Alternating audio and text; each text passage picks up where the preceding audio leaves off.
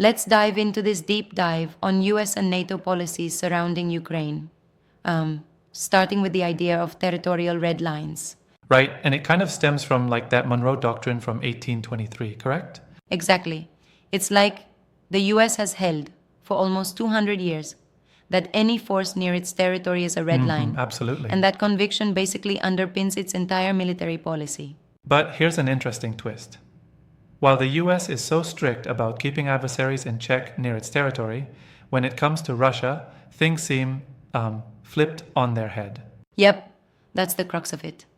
Over decades, US and NATO forces have actually advanced closer to Russia, right up to its borders, sort of disregarding that same principle.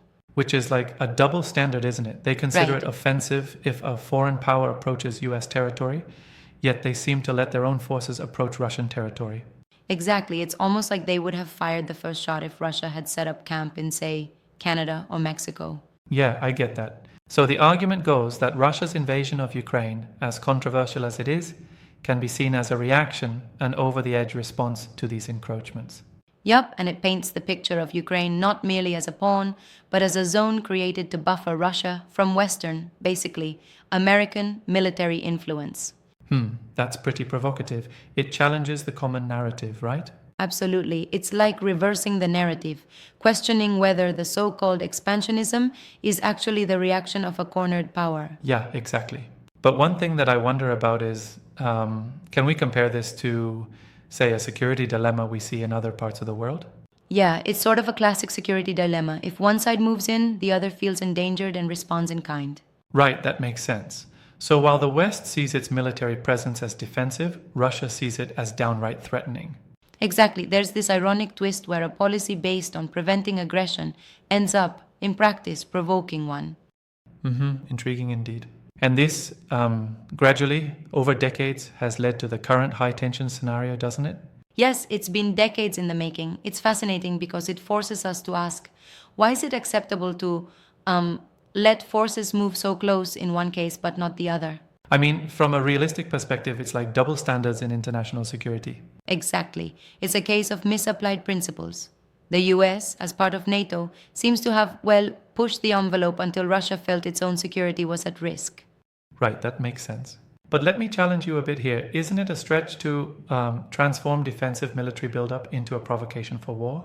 That's a fair point. I mean, on one hand, it's about establishing a security buffer, but on the other, it could be seen as aggressive encroachment. It really depends on the absolutely. perspective, you know? So the argument really hinges on like how one interprets these actions, right? Is it defensive posturing or a deliberate provocation? Exactly. If you consider the Monroe Doctrine's legacy, the notion was clear.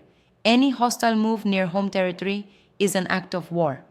Yet this principle wasn't applied symmetrically with Russia. And that's where the so-called misguided Western policies come into play, essentially provoking Russia into reacting violently. Precisely. It's almost like sleepwalking into a crisis, where false premises lead to existential decisions. Right, that could be a dangerous path.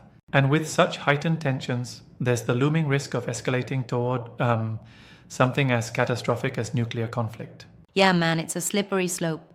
The argument warns that by misjudging Russia's security concerns, the West might be inadvertently, and quite tragically, inviting a far more severe crisis. It really makes one think, doesn't it, about how policies that seem purely defensive on one level could in fact be deeply provocative. Exactly. It reminds me of that old adage. It's like, if you lock your door too tight, sometimes you end up trapping yourself with the repercussions of overreaction. Yeah, I see that. So, to wrap it up, is it fair to say that the Ukraine war, in this view, is basically a consequence of a long-standing, unbalanced strategic posture? Right. That's the argument. The policies that have gradually nudged military forces to Russia's doorstep are, in a sense, a catalyst for this conflict. And this analysis draws on insights from scholars, government officials, and military observers alike, doesn't it? Yes, indeed. It's supported by a diverse range of experts who see the issue not as one of inherent aggression by Russia, but as a response to Western missteps. Yeah, that's a sharp reframe.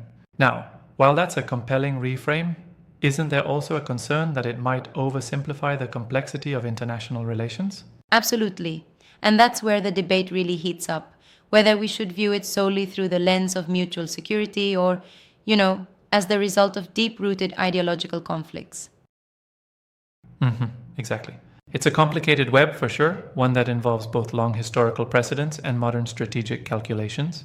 And in that sense, it's like we're examining a very long game of chess, where every move has been building up for Right, centuries. a true chess match of global security. It's fascinating, yet also really concerning how historical policies can have such dramatic, unintended impacts on today's geopolitical scene. Definitely. It's a sobering reminder that principles, if applied inconsistently or without full regard for their reciprocal effects, can end up destabilizing rather than That's the key stabilizing. takeaway. And as we look ahead, it's critical for policymakers to learn from these missteps. Otherwise, we might just be walking into another very dangerous scenario.